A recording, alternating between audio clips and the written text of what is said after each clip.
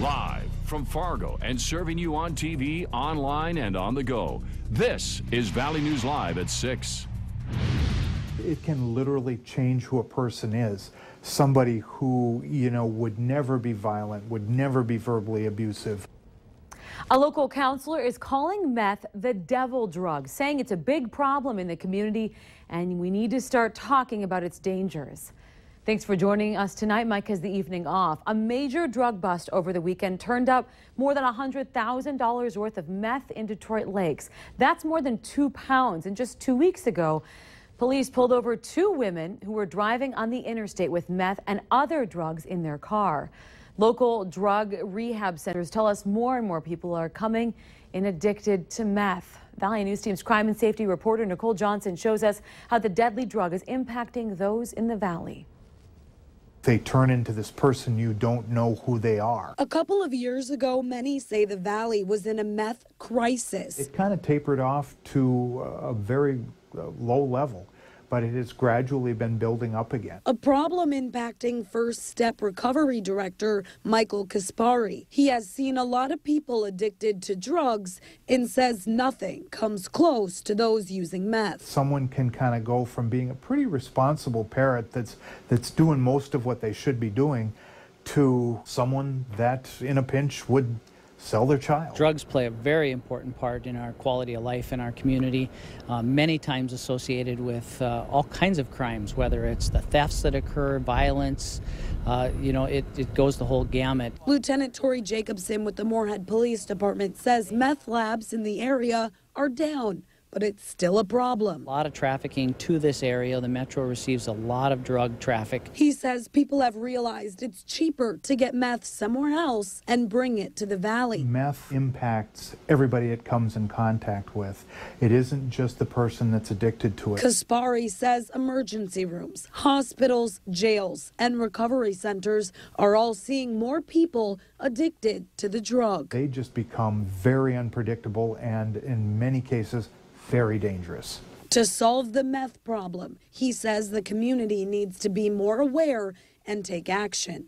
Nicole Johnson, Valley News Live. Police are still looking for the man they say was trying to make a meth lab inside his garage in Osgood in South Fargo. They found the attempted lab after the fire department was called to the apartment building for a fire. Now, coming up tonight on Valley News Live 10 at 10, we have an exclusive interview with an accused murderer who police say his crimes were fueled by meth. Some new information now from the State Licensing Board. Sources close to Aaron Knodel tell us that the Education Standards and Practices Board have allowed Knodel to keep his license. Knodel is a former North Dakota Teacher of the Year, acquitted on charges accusing him of having a sexual relationship with a student 6 years ago while he was a teacher at West Fargo. Last week, Knodel was reinstated by the West Fargo School Board with a unanimous vote. Knodel will also receive pay for the first and for all the time that he was suspended. Well, to our weather now. Soak up that sun in the valley. It's another beautiful summer day out there, and traffic's moving nicely as well. Temperatures are slightly cooler than yesterday, but you cannot complain about this Monday. Let's talk to Lisa Green for the latest. Lisa? That's right, Stephanie. Very little to complain about when you have very comfortable temperatures to be outdoors. There is one area that's been on the cooler side today. That's in northeastern parts of our viewing area. Roseau and over toward Bemidji, Lake of the Woods, barely making it to 70 degrees today. And with that breeze, it does feel a little chilly in some instances. 79 right now, though, in Fargo. And as we look at those wind speeds, they're starting to come down a little, but there are still some places where we are up into the 20s. Thief River Falls and over into Bemidji as well with wind out of the northwest. Taking a look at the next 12 hours overnight tonight, we're going to watch those temperatures dip down into the low to mid 50s. Still clear with that wind really starting to lighten up. And when I return, we'll talk about the rest of our day for tomorrow. Here's a hint, more sunshine. Ooh. But we do have more active weather on the way too. So we'll have a full forecast for you in just a few minutes. But we can enjoy it right now, that's for sure. It's wonderful out there right now. All right, thanks, Lisa. Well, coming up tonight on 6:30 Point of View, we have an exclusive interview with Tammy Sadek. She's the mother of the NDSCS college student who was found dead in the river with a gunshot wound last year and very few answers. We'll get her reaction on some newly released video that shows her son, Andrew Sadek, being interviewed by a SEMCA agent about them wanting him to be a drug informant. Plus, we'll get Tammy's opinion on if college students should be used as informants. A level 3 sex offender recently moved to Moorhead, and the Moorhead Police Department want to make sure that you know about it. This man, Robert Fay, is actually homeless but staying near the 200 block of First Avenue North. Fay had sex with a 14-year-old girl that he knew, and police are stressing that this is a temporary change of address. Police have identified the 20-month-old boy who was hit and killed by an SUV in North Fargo as Easton Schlicht. The driver of the SUV, his father, is 28-year-old Kyle Schlicht. It happened yesterday afternoon in the 1100 block of 18th Street North. Police believe Easton died from head injuries.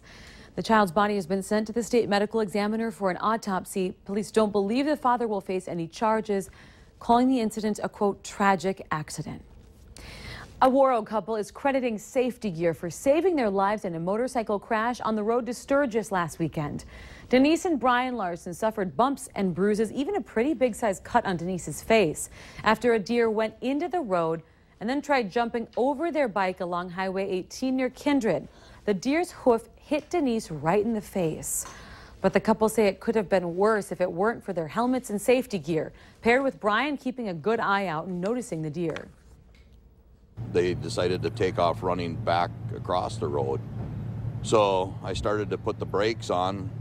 We got down to about 30 miles an hour and the deer come right into us from the side, knocked us off the motorcycle.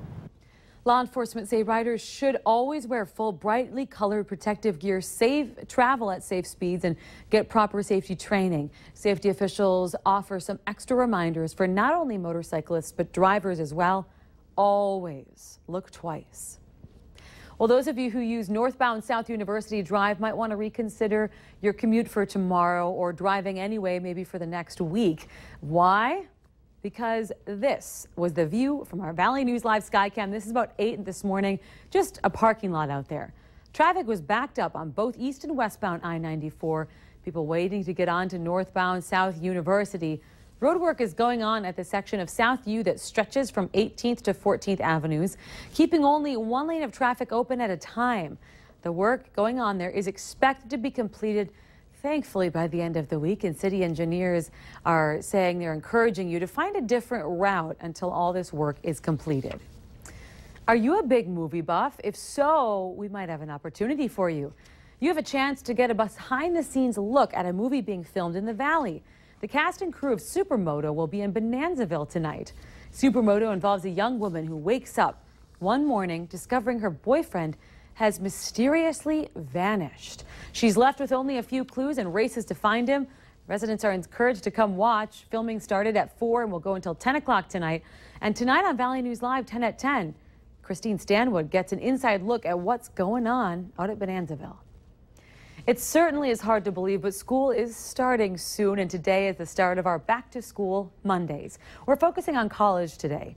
Dorm rooms, they're typically pretty small, but that doesn't mean that your college student has to feel so cramped.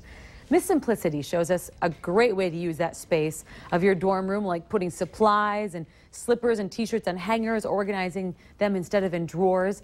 The backs of doors can also be used to hang robes or towels. And everyday items like socks and underwear can be stored out of sight in boxes. For more organizing tips, go to valleynewslive.com and look for a link to Miss Simplicity's Facebook page under our hot button. Well, later on Valley News Live at 6, Valley News Team's Lisa Badeau is in Sturgis. We'll have you a little something there that you should keep in mind if you plan on attending. It's a quiet night in the Dakotas tonight and a lovely day today. High temperatures range from the low 70s to 80 degrees. More of that on the way, at least for now. We'll have details coming up just after this break.